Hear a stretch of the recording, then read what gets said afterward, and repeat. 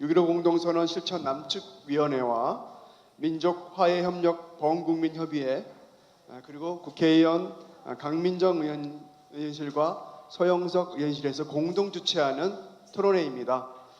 그리고 오늘 토론회 주관은 국가보안법 폐지 국민행동과 국가보안법 7조부터 폐지 운동 시민연대가 함께 주관하는 그런 토론회가 되겠습니다. 오늘 토론회 사전 준비 사회를 맡은 저는 국가보안법 폐지 국민행동 사무처장 이종문입니다. 반갑습니다.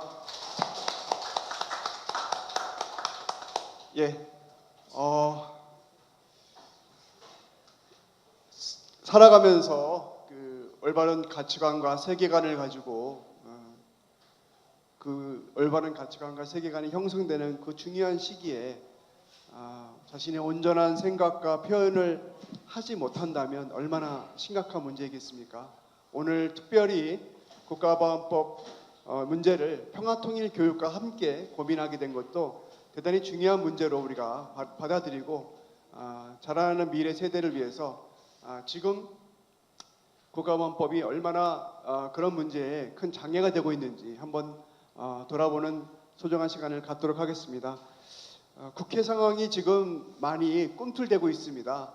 3월 달에는 4.3 특별법 개정안이 좀 통과됐고 어저께 여순 사건 그 특별법이 행안위에 발의됐습니다. 여러분 국가보안법이 출발하게 된 계기가 바로 1948년 여순 사건이라는 거 다 아시죠? 어저께 국회에서는 여순 사건 관련해서 특별법이 행안위에 발의되는 되게 역사적인 그런 상황이 벌어지고 있습니다. 그리고 오늘 국회에서는 180명의 그 국회의원분들이 4.27 판문점 선언을 국회에 비준하겠다는 결의를 하셨습니다.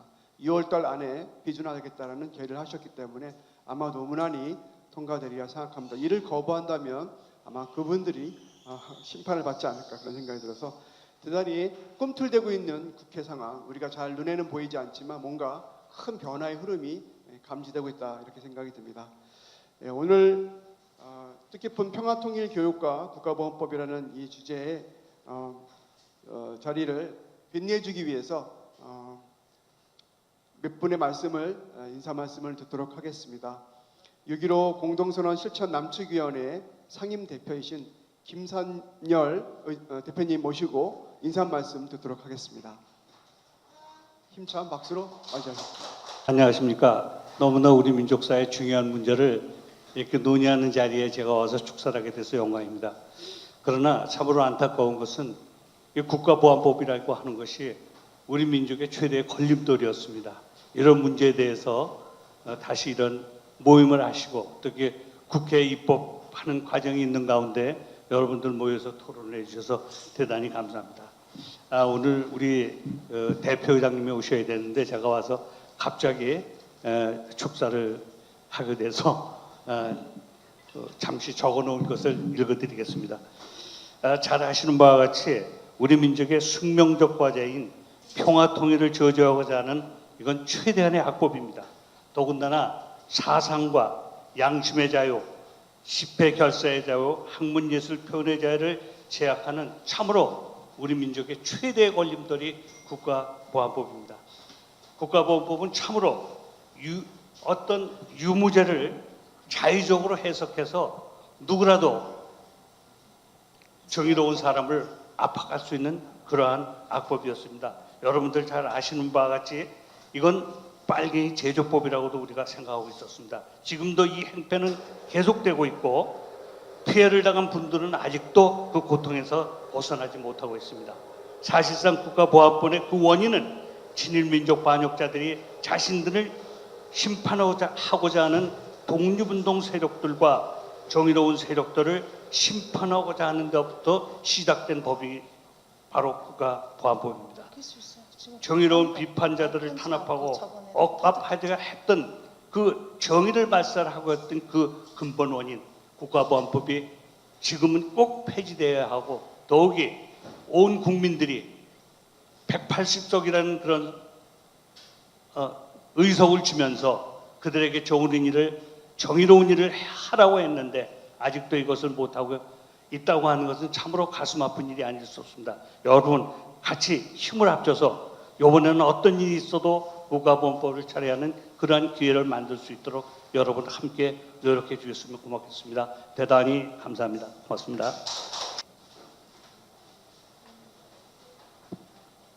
사실 이런 모임이 21세기 세계 12위 경제국가 군사 강국에서 이런 논의가 진행된다고 하는 것이 정말 수치스러운 일입니다.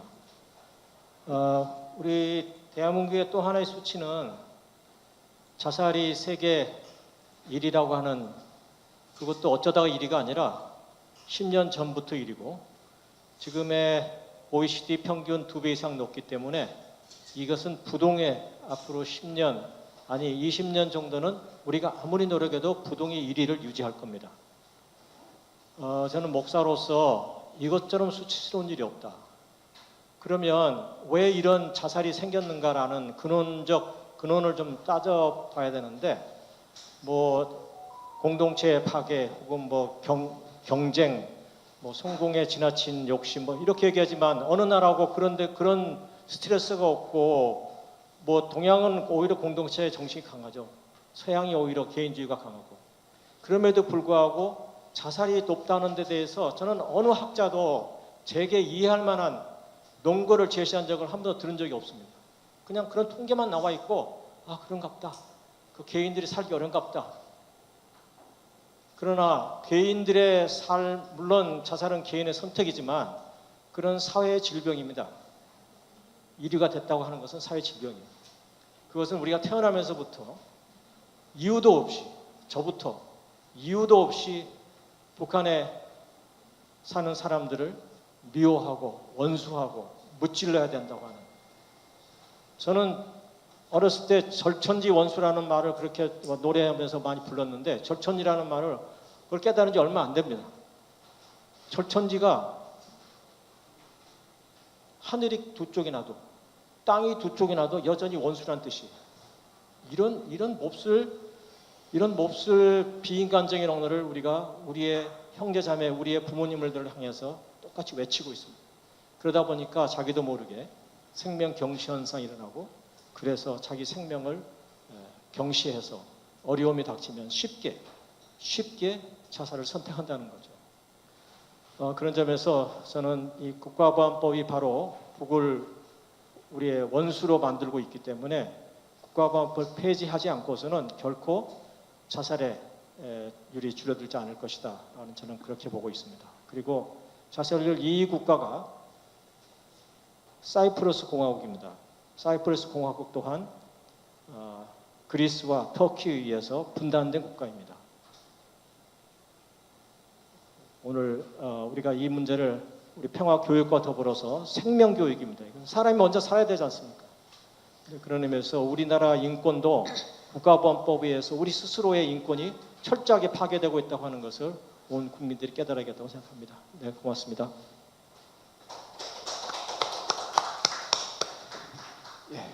불현듯 생명 존중과 국가보안법이라는 주제로 토론도 한번 해야겠다는 생각을 하게 됩니다. 예, 감사합니다. 국회에서 여러 가지 지금 꼭 필요한 일들을 하셔야 되는데요. 정말 소신 있게 국가보안법 폐지 입장을 지금 함께 해주시고 계십니다. 국회 민주당의 민영배 의원과 함께 폐지 법안에 함께 동의해 주셨습니다. 강민정 열린민주당 의원 모시고 축사 말씀 듣도록 하겠습니다. 열린민주당의 강민정입니다. 저는 아시는 분은 아시겠지만 25년 동안 중학교에서 아이들과 수업을 하던 부사 출신 국회의원입니다.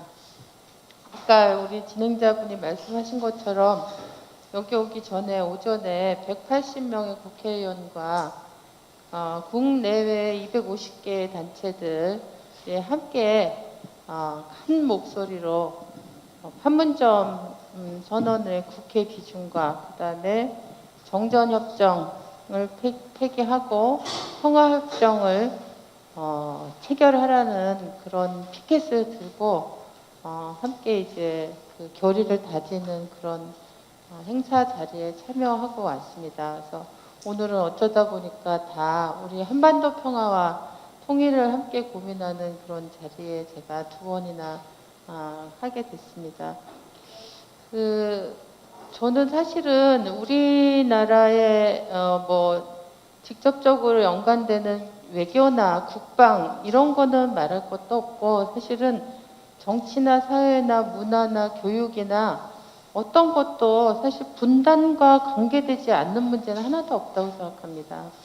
결국은 우리 목사님께서 이제 자살과 생명에 관한 얘기들을 해주셨는데, 우리 사회에서 벌어지고 있는 굉장히 많은 문제들을 따지고 들어가다 보면 저 깊은 바닥에 만나는 게 분단의 문제인 것 같고, 그 분단이 우리에게 암암리에 조성해 놓고 있는 갈등과 대립과 전쟁에 대한 공포, 그다음에 상호 존중 대신에 서로를 미워하게 하는 이런 마음들, 이런 것들이 저는 다 연관이 되어 있다고 생각해요. 제가 교육 문제에 관심이 많았기 때문에 우리나라 교과서 분석을 한번 해본 적이 있습니다. 근데 우리 교육이라고 하는 게 사실은 아이들을 민주 시민으로 길러내고, 그리고 이 사회에 나가서 당당하게 우리 사회의 어떤 주인으로 살아나갈 수 있는 준비를 시켜주는 게 교육인데, 그런 면에서 우리 사회 모든 문제가 다 알고 보면 이 전쟁 위험과 갈등과 분단의 고통과 연관되지 않은 게 없다면은, 학교에서 그 아이들이 교육받을 때 이 분단과 전쟁 위험과 그다음에 평화를 어떻게 만들 것인지, 그게 자기들의 삶과 어떤 연관이 있는지를 학교에서 교육해야 된다고 생각해요. 그런데 불행하게도 제가 이렇게 들여다본 우리나라 교과서는 사실은 통일을 얘기하면서 아직도 반통일을 아이들에게 머릿속에 주입하는 그런 교육을 하도록 만들어져 있었습니다. 제가 그때 분석하고 연구한 결론이 그거였는데, 오늘 주제가 사실은 교육과 국보법 문제잖아요. 근데 국보법이야말로 분단 상황이 만들어낸 말도 안 되는 정말 악법 중에 악법이고, 이 국보법이 교과서의 내용을 결정할 뿐 아니라 교사들이 학교에서 수업 장면에서 아이들과 그 수업을 하는 과정에서 도대체 무슨 말을 하고 무엇을 어떻게 가르칠 것인가에 다 그걸 얽어매고 있는 족쇄 같은 그런 법으로 작동을 하고 있는 게 국보법인 것 같습니다. 그래서 정말 제대로 된 민주 시민을 길러내고, 우리 특히 한반도 상황에서 특수하게 우리나라의 민주 시민이 해결하지 않으면 안 되는 그런 분단을 해결하고 한반도의 평화를 만들어낸 주체로서 우리 아이들이 성장하게 하는 그런 교육이 되려면 국보법을 폐지하는 거 말고 다른 어떤 지름길은 없다는 생각이 듭니다. 그래서 다행히 이번 국회에는 국보법 폐지 법안을 낸 의원들이 몇 명 있어요, 이미. 그래서 그리고 조금 전에 말씀드린 것처럼 남북 선언 정상회담이나 선언들이 그동안 수차례 있었지만 문서로 끝나버리고 이벤트로 끝났는데, 이거를 법에 준하는 어떤 강제력이 발휘될 수 있도록 국회 비준하자는 데 동의하는 국회의원들도 많고, 그래서 그 어떤 때보다도 정치적 상황은 되게 좋은 우호적인 상황이 만들어지고 있는 게 그나마 다행이라고 생각합니다. 그래서 제가 앞으로 공동 발의에 2장 찍은 거 말고 그 이상으로 우리 한반도 평화를 위해서 필요한 일, 그 중에 하나로서의 국보법 폐지, 그래서 우리 아이들이 제대로 된 평화를 만드는 민주시민으로 자랄 수 있도록 하는 교육에 조금이라도 도움이 되는 일들을 국회 안에서 열심히 찾아서 하겠습니다. 여러분들과 함께 할 수 있는 기회들이 더 많이 만들어지기를 바랍니다. 감사합니다.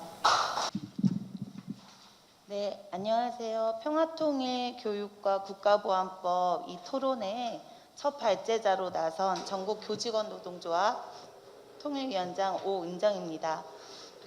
이렇게 이 국가보안법이 없었으면 또 이렇게 모이지 않았을 거여서 이 자리를 반갑다고 해야 할지 어쩔지 모르겠지만 우리가 결국은 국가보안법을 철폐하려는 목적도 우리의 삶과 또 우리의 삶을 가능하게 하는 한반도의 평화 통일을 염원하기 위해서니만큼 오늘 열심히 발제하고 우리의 토론의 뜻을 모아서 10만 입법 청원, 완수된 10만 입법 청원과 더불어 국가보안법이 정말 이번 국회에서 끝을 봤으면 좋겠습니다.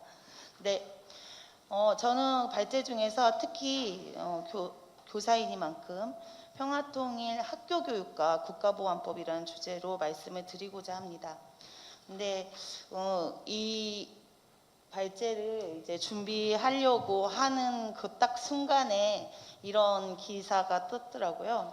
그래서 그 미래 세대 중고등학생이 외친답니다. 구시대 악법, 국가보안법 폐지하라. 이 학생들은 대부분 아직 미처 투표권도 가지지 못해서 지난 보궐선거에서 투표권도 행사하지 못한 학생들이거든요. 그런데 이 학생들이 촛불항쟁이나 이런 자신들의 성장기에 직접 목격한 우리 사회의 변화와 그리고 자신들이 살아갈 미래를 생각할수록 국가보안법이 걸리더라라는 얘기를 스스로 하고 있는 겁니다. 학생들이 이런 얘기를 할 정도에 이르렀는데 국회가 또 국가보안법 폐지의 물결이 화답을 하지 않을 수 없다는 생각입니다.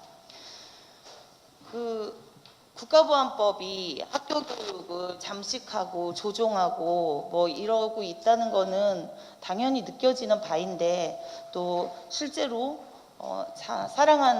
사랑하는 동료 선생님, 존경하는 선배 선생님들이 국가보안법 피해자로서 억지로 교단을 떠났던 경험까지 있다 보니까 국가보안법이 몹쓸 법인 건 알겠는데 이번 발제의 기회를 맞아서 어떻게 몹쓸 짓을 하고 있는지 좀 돌아보게 되었습니다.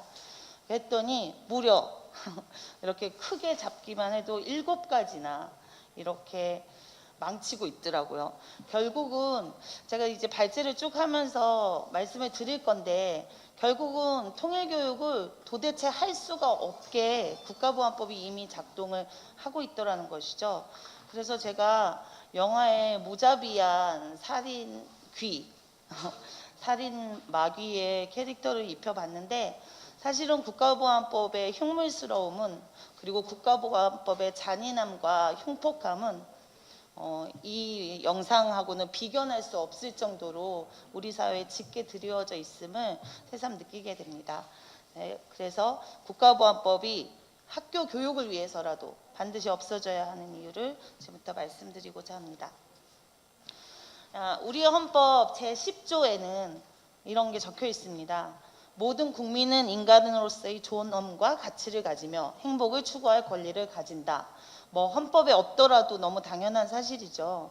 근데 헌법에 명시까지 되어 있다는 것은 이것은 우리 땅에 사는 국민들이 당연히 이걸 누려야 되는데 이것을 해하는 존엄과 가치를 훼손하는 어떤 움직임이나 범죄가 있을 경우에 단호하게 헌법적 가치로서 그것을 가려내겠다는 뜻 아니겠습니까? 그런데 현실은 여기 지금 앞에 와 계시기도 한데 사실은 인간 존엄성을 근원적으로 말살하는 모습을 적나라하게 학생들 앞에서 선보이기까지 합니다. 지금 화면에 보이는 분은 청주의 강성호 선생님이십니다. 강성호 선생님은 89년이었나요? 네. 신규교사로 3월 1일자 신규교사로 발령을 받았는데 그 같은 해 5월에 차에 3개월을 교단에서 채우지 못하고 국가보안법으로 구속되고 해직되셨습니다. 뭐 말로는 이제 교실에서 일본어 선생님이신데 북침서를 주장했다 이런 얘기를 했는데 학생들이 그때 수업을 받은 학생들 중에 600여 명이 그건 사실 무근이다라는 말을 했음에도 단 6명 그런 말 한 것 같은데요 라는 단 6명 학생의 증언을 근거로 하여 이분에게 10년 동안 교단을 떠나 있게 하고 10년 이후에도 지금까지도 사면 복권이 이루어지지 않아서 억울함과 수모와 통탄함을 계속 머금고 계신 분이십니다. 지금 청주지법에서 재심이 진행되고 있고요. 8월 열흘 정도면 8월 10일 정도에는 최종 공판이 기다리고 있습니다. 우리는 강성호 선생님이 진실 승리하는 날을 위해서 이제 끝까지 노력할 건데 그에 앞서서 이 재심 진행 과정에서 그 과거에 그 6명의 증언을 했던 그 학생들 그리고 그런 증언을 종용했던 동료 교사 그들을 접촉해서 재심에 증인으로 출석해달라는 절차가 있었는데 그걸 했더니 이제 그 학생이 그걸 권유하는 친구에게 문자 메시지로 그건 기억 속의 치부야. 나는 정말 나빴고 나는 무슨 벌이든 달게 받을 거야. 근데 다시 거기에 나가긴 싫어. 뭐 이런 메시지를 지금은 50줄에 들어선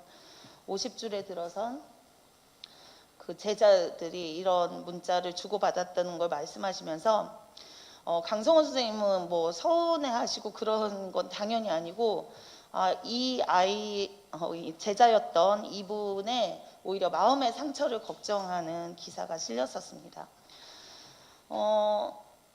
사실은 그 강성원 선생님이 잡혀가고 억울함이 만천하에 드러났는데도 계속 구속되고 결국은 해직되시고 그 과정을 지켜봤던 600명에게 잘못 보이면 국가보안법이라는 것이 한번 잡고 늘어지면 인간 취급을 못 받는구나. 교사의 권한 권리는 물론이고 그 우리의 600명의 증언들조차도 아무 소용이 없게 되는구나를 생생하게 목격했을 지금은 저랑 비슷한 연배일 그 제자들이 평생 마음의 상처를 안고 살아갈 것이 사실은 가장 걱정됩니다. 무슨 성향이나 사상을 가졌건 아까 분명히 헌법에 모든 국민이라고 되어 있는데 그 국민들 중에서 특정 성향, 특정 사상, 특정 능력이나 습관을 가지고 있으면 존엄성을 방해해도 된다는 것을 우리가 과연 가르쳐야 될까요? 심지어 이런 장면을 자라나는 학생들에게 보여줘야 될까요? 국가보안법에 저촉이 될 만한 혹은 저촉이 된다고 그냥 판단해 버리면 모든 인간으로서의 존엄과 가치가 만천하에 내팽개쳐지는 현실을 우리는 계속 역사에서 목격했습니다. 문제는 그 살육 현장을 목격한 사람들이 국가보안법에 걸리면 안 되겠구나. 국가보안법이 뭘 말할 때 걸지? 국가보안법이 어떨 때 작동하지?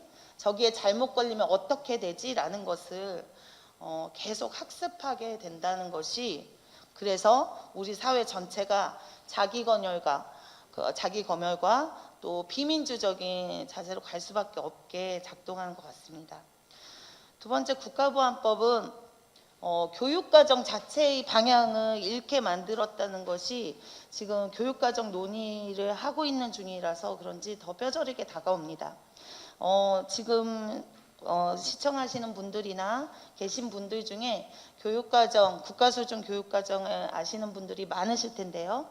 국가수준 교육과정의 개발의 아주 기본 테두리는 이른바 타일러 모형이라고 불려진 목표, 경험 선정, 경험 조직, 경험 평가 이런 구조를 가진 4단계 구조의 순환 구조를 가진 교육과정 개발 모형을 따르고 있습니다. 교육과정 용어로는 교육 목표 모형이라고 부릅니다. 근데 이 목표가 뭐가 문제냐면 측정할 수 있는 행동이 목표가 되어야 된다는 것입니다. 철저히 평가를 염두에 둔 목표입니다. 그래서 그렇기 때문에 가치라든지 우리가 삶을 어떻게 살아야 한다든지 국어 수학 점수가 아니라 어떤 삶의 가치를 가지고 어떤 자세로 세상을 살아가야 하는지는 전혀 교육과정에 고려되지 않아도 됩니다. 이른바 탈가치적 모형이죠. 그래서 사실은 교육기본법에는 제가 독일의 정치교육원에 연수를 갔을 때 정치교육원 교수가 어느 도시였는지 어느 주였는지 생각이 안 나는데 어느 주의 정치교육원 교수가 한국은 교육기본법 안에 보이테스 바흐보다 훨씬 훌륭한 교육 이념을 담고 있어서 그 교육 이념이 공공선을 지향하고 있어서 굉장히 부럽고 내공이 있다고 여겨진다는 말을 제가 들은 적이 있는데요. 아시다시피 홍익인간의 이념이 바로 교육 이념입니다. 홍익인간을 빼자는 논의까지 좀 있고 한 모양인데 어쨌건 교육기본법에는 교육 이념이 제시되어 있으나 교육과정을 개발하거나 구현할 때는 홍익인간 등의 추상적인 가치는 전혀 구현을 하지 않아도 되는 게 현실입니다. 그래서 교육과정이 가치지향적이 되는 것 자체를 방해하는 원리로 작동하고 있습니다. 이런 평가지향 목표 모형은 탈가치적이고 탈실천적이기 때문에 삶이랑 괴리돼도 됩니다. 가치롭지 않아도 됩니다. 그래서 비판하죠. 이른바 내용 모형에서도 비판하고 실천 모형이라고도 번역하는 프락시스 모형에서도 비판합니다. 당연히 비판하죠. 왜냐하면 공교육이 존재하는 이유가 있을 테니까요. 우리가 홈스쿨링 하지 않고 이렇게 정말 최첨단의 IT 강국에서 집에 머물지 않고 학교에 보내는 이유, 학교가 의무 교육을 가지고 학생들을 책임지는 이유가 분명히 있을 텐데 그것이 가치지향이 아닐 수가 없지 않겠습니까? 그러니까 이 가치지향, 공교육의 존재 이유와 교육 과정이 충돌하는 겁니다. 이런 채로 계속 흐르고 있습니다. 2022 개정 교육과정이 지금 한창 서두를 떼고 있습니다. 대표 슬로건이 선택과 자율입니다.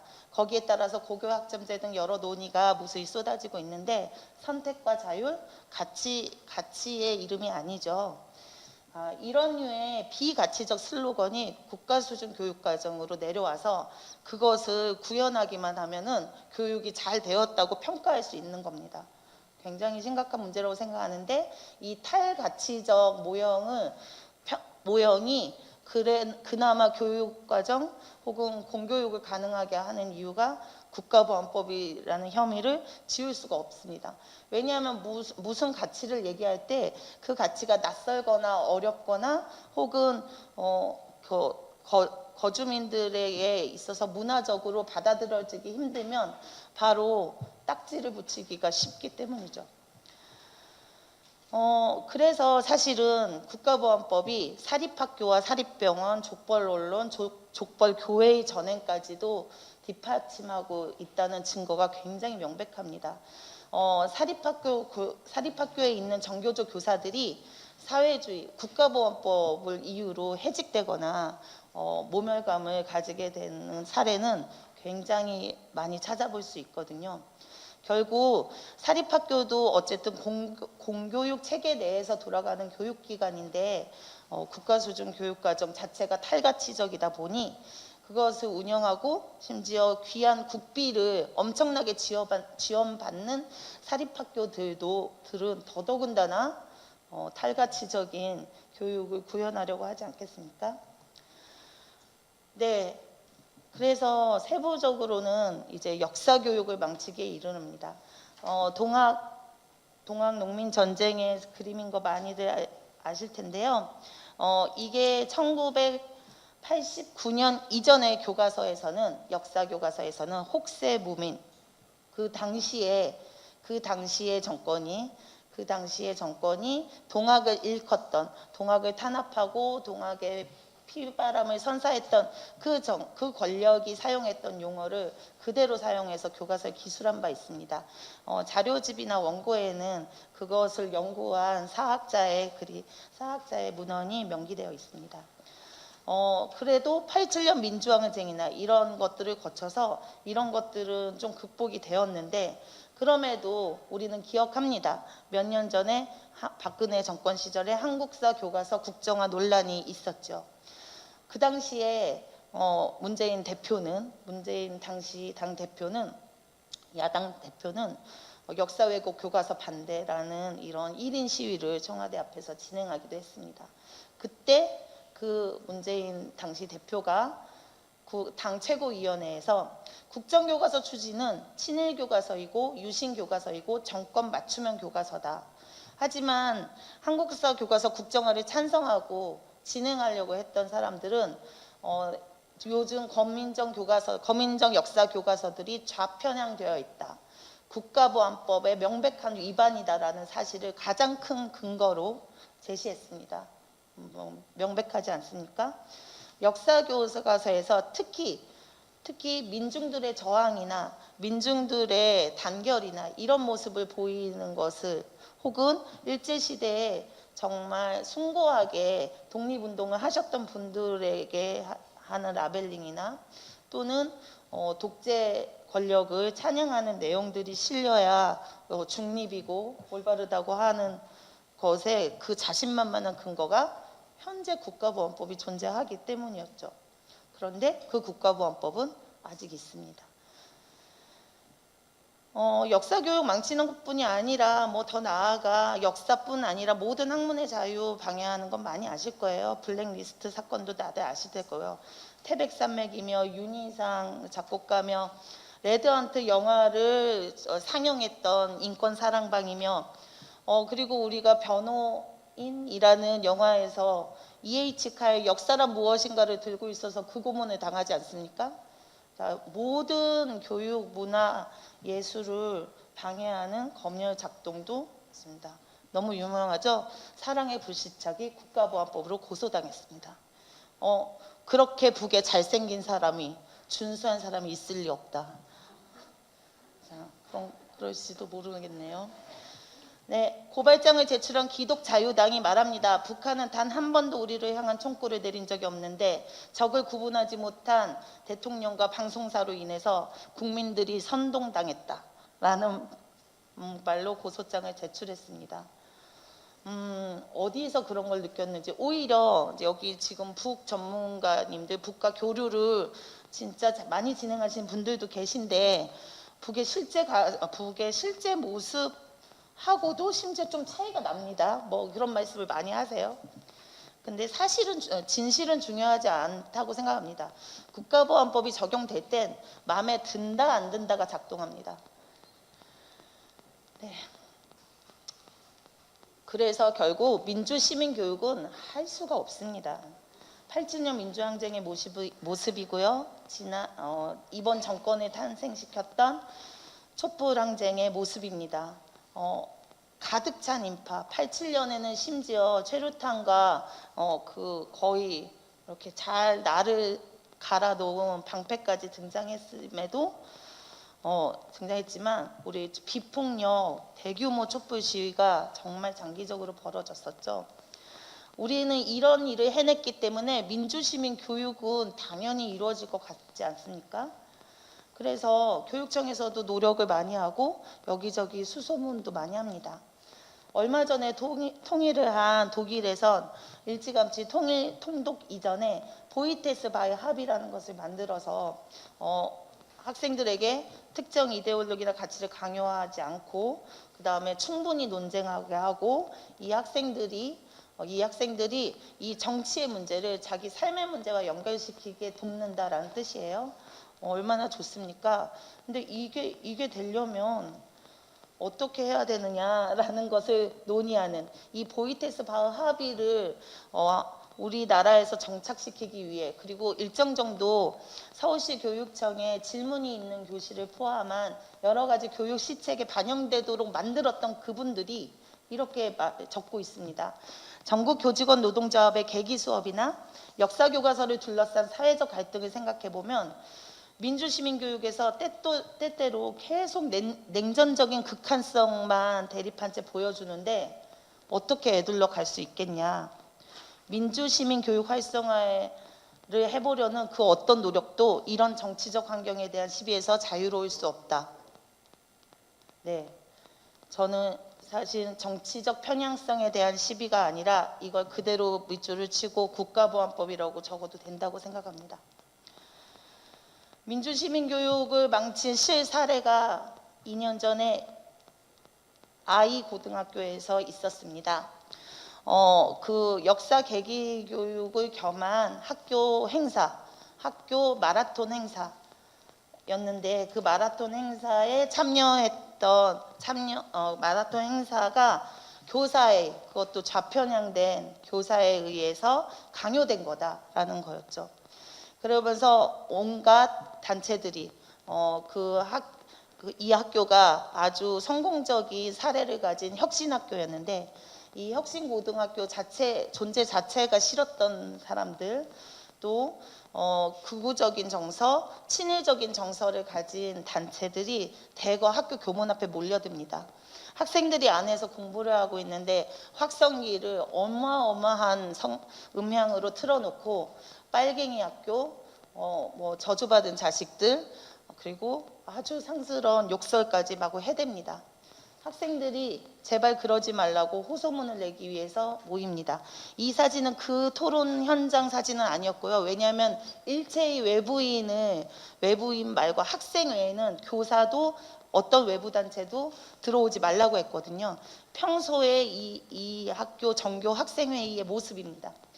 지혜의 대화라는 너무 아름다운 이름을 가진 이 회의 자리에서 학생들은 지금 외부 단체가 학교를 향해서 이렇게 공격하듯이 하는 것, 이 사태의 본질이 무엇이냐, 이 사태를 맨 처음 제기했던 왜 학교가 혁신학교라는 이름으로 사상 독재를 강요하느냐라고 문제를 제기했던 그 학생조차도 우리 동료 학생들인데 이 문제를 어떻게 할 거냐고 토론을 합니다. 그러면서 학교 문제에 대한 외부 단체 개입과 학교 주변 시위를 중단해 주세요. 두 번째, 학교와 관련된 왜곡된 허위 정보 유포를 중단해 주세요. 세 번째, 학생 간 이견이 있으면 감정적인 대립은 자제하겠습니다. 네 번째, 학교 내의 문제는 공개 토론회 등 학생 자치 노력으로 해결하겠습니다. 라며 인원고등학교 그 회의에 참석했던 393명 학생 일동의 명의로 발표합니다. 근데 그러면 무슨 소용이 있을까요? 이 기사가 나자마자 이런 빨간 기사들이 뜹니다. 인원고 사태를 통해 드러난 정교조 교사들에 의한 강요, 정교조가 유발한 관학 전도 정리, 정치교사의 실상을 폭로한 인원고 학생들의 당찬 용기. 우린 정교조가 싫어요. 인원고 학생 시위 이런.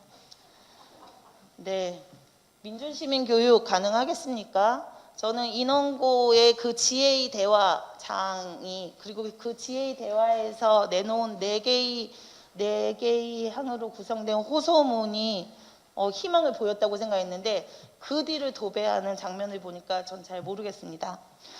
헌법에는 교육의 자주성, 전문성, 정치적 중립성을 보장한다고 되어 있는데 이거는 명백히 권력이나 이런 데로부터의 보호를 하기 위한 헌법인 걸로 아는데 그것을 교사는 아무런 정치적 입장을 가질 수 없다로 해석을 하면서 교사가 어떤 정치적 입장을 가진 것처럼 보이기만 해도 좌편향이다, 편향이다 이러면서 정리를 하고 있습니다. 유감스럽지 않을 수 없습니다. 시민성은 우리가 공동체라는 인식, 공동의 이익의 우선권을 부여하는 자발적 의지를 끌어내는 교육을 통해서 가능합니다. 아까 아이고등학교 사태에서 그게 가능해 보이시는지요? 결국 지덕체, 전인교육을 하려는 온갖 노력을 무상하게 합니다. 이거는 영상은 준비했지만 틀진 않겠고요. 세월호 추모 영상입니다. 기억을 우리가 해야 되죠. 하지만 소위 국회의원이 유가족에게 이런 말을 합니다. 방송되고 있었어요. 방송 장면 캡처입니다. 당신 누구야? 유가족이면 좀 가만히 있어. 사실은 좀 쌍욕도 있었습니다. 이런 것뿐이 아니죠. 그러니까 세월호 등 굉장한 아픔을 가진, 제가 막 블랙 투어라고 부르죠. 다크 투어리즘이라고 부르는 뭐 평화공원이나 애도공원, 추모공원에 갈 때마다 우리는 진짜 땅도 조그마한데 이렇게 역사 곳곳에서 떼죽음의 장면이 왜 이렇게 많냐. 근데 그 떼죽음 자체도 문제이지만 그 떼죽음이 제대로 된 전인 교육으로, 인간성 교육으로 절차를 밟아야 합니다. 일단 지금 유가족이라든지 혹은 돌아가신 고인의 명예나 안전이 확보되어야 되고요. 그 다음에 기억하고 애도할 수 있게 충분히 기회가 주어져야 합니다. 그래야 지금 그 아픈 기억들은 있다고 하더라도 현재의 삶의 연결과 복구가 가능합니다. 이건 주디스 허먼이라는 우리나라에서도 지금 많이 애독되고 있는 트라우마라는 책에서 발췌한 진정한 치유, 그 정신적 외상을 가진 사람의 치유 방법입니다. 또 한 권의 책이 있습니다. 그 아론 라자르라는 사회학자가 사과 솔루션이라는 진정한 사과의 방법을 정리한 책입니다. 거기 사과의 진정한 사과의 또 단계가 4단계로 제시되어 있어요. 1단계 인정. 일단 특히 가해자들은 정직하고 공개적인 태도를 취해야 된다.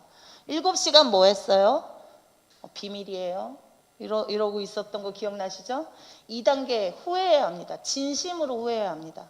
만약에 진짜 잘못을 인정하고 그렇다면 진심으로 후회하겠죠. 3단계 그리고 그 배경이 어떠했는지 속속들이 밝혀야 됩니다. 그것이 알고 싶다. 실화 탐사대 궁금한 이야기 와이.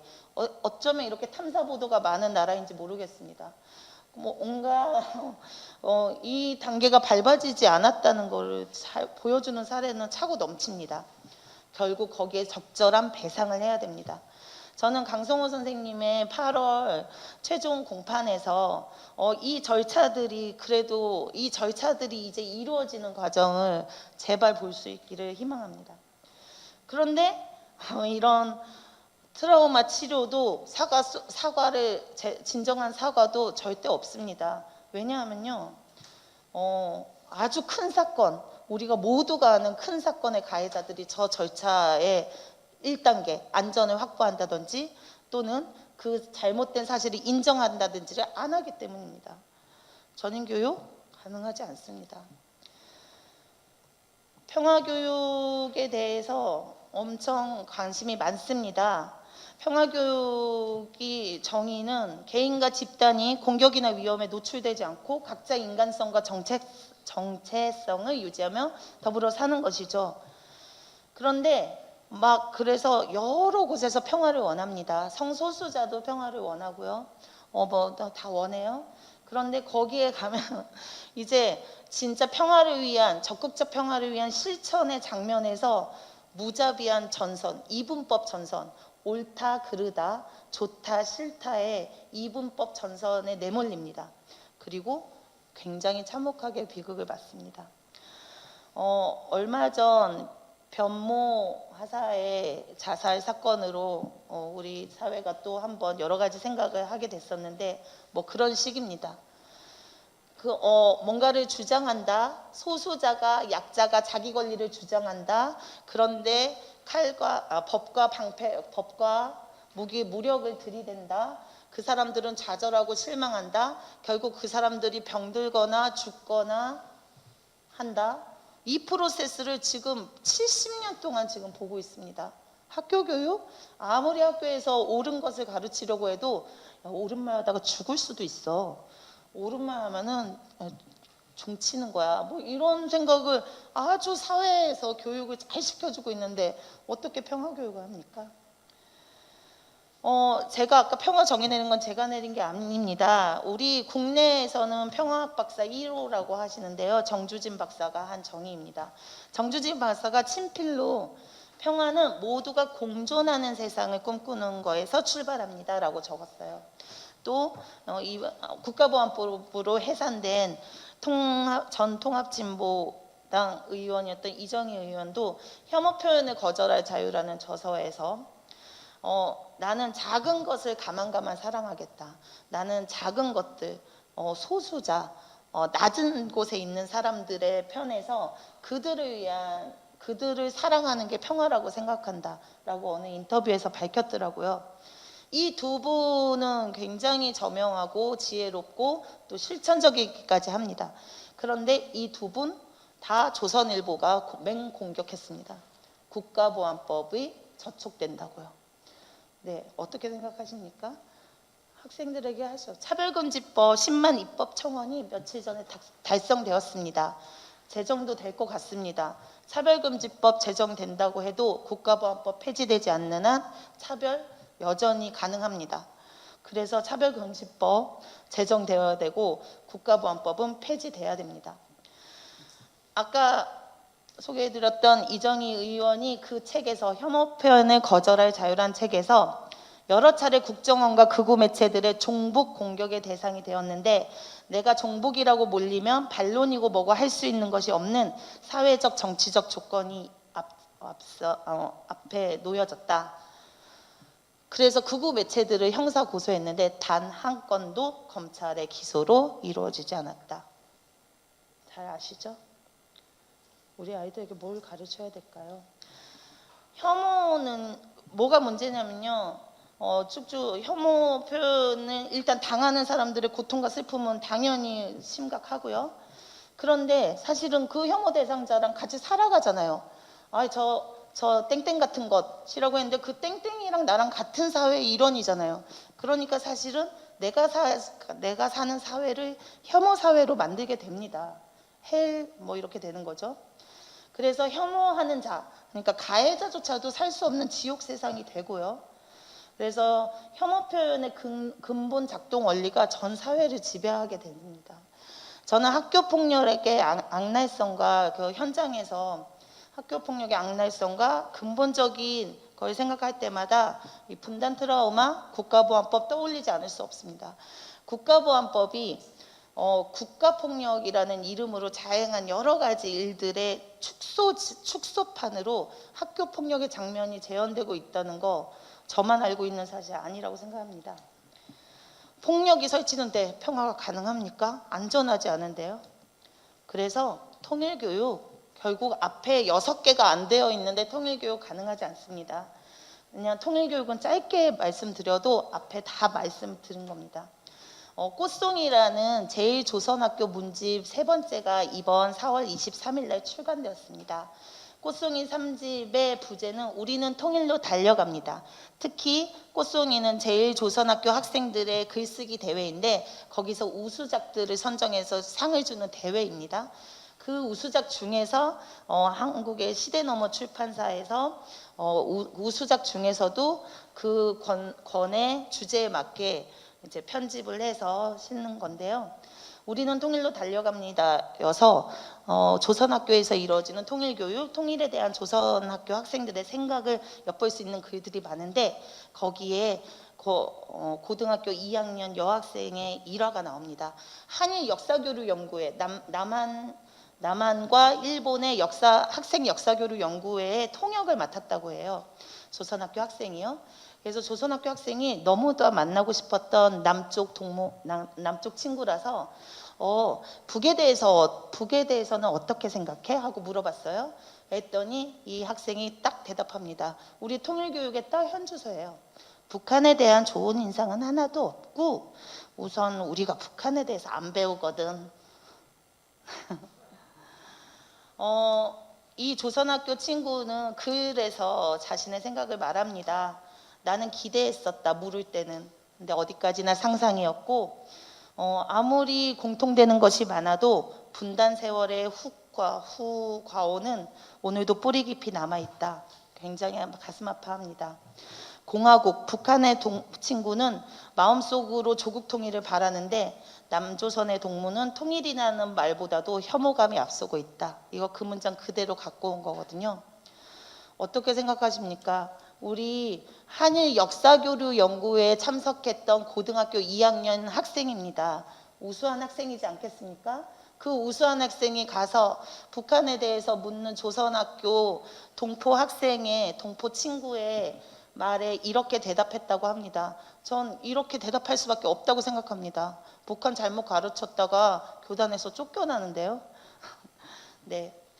그래서 교육 가능하려면 우리가 사는 한반도를 만들고 우리가 모두가 공존하는 한반도를 만들고 우리가 잘 평화통일 세상에서 제자들을 살게 하려면 국가보안법 반드시 철폐해야 된다고 생각합니다. 발제 마칩니다. 발제가 다소 길었는데요. 죄송합니다.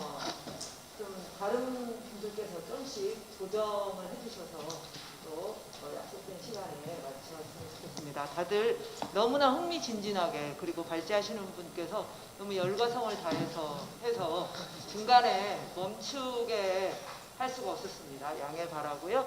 그러면 두 번째 발제 이제 시간은 최소 15분을 기준으로 해서 그렇게 20분까지 가지 않도록 가급적 조절해 주시면 감사하겠습니다. 네. 아니요, 없습니다. 다행히 저는 발제가 짧아가지고요.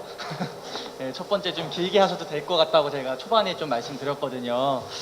왜냐하면 제가 좀 이런 자리가 제가 처음이어서 상당히 어떻게 준비해야 될지 잘 몰랐고요. 두 번째는 일단 저를 잠깐 소개를 하자면 저는 경기평화교육센터라고 하는 시민단체에서 통일교육을 담당하고 있고 학생들과 시민을 대상으로 통일교육을 진행하고 있는 이성주라고 합니다. 저는 2012년부터 경기도에 있는 학교부터 시작해서 다니고 있고요.